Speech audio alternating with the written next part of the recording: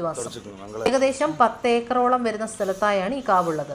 മലബാറിലെ ഏറ്റവും പ്രധാന കാവുകളിൽ ഒന്നായ ഇവിടം ഒരുപാട് വിശ്വാസങ്ങൾക്കും കഥകൾക്കും പേരുകേട്ടിരിക്കുന്നു. ഭദ്രകാളി സങ്കല്പത്തിലാണ് ചന്ദനക്കാവിലമ്മയുള്ളത്. ഭഗവതി വാഴുന്ന അതേ പീഠത്തിൽ ശിവശക്തിയായ അവനീശ്വരനും വാഴുന്നു എന്നാണ് വിശ്വാസം.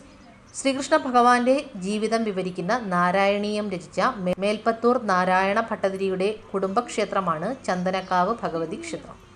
നൂറ്റാണ്ടുകളുടെ പാരമ്പര്യം അവകാശപ്പെടുന്ന ഈ ക്ഷേത്രം അക്കാലം മുതൽ തന്നെ പേരുകേട്ടതാണ്.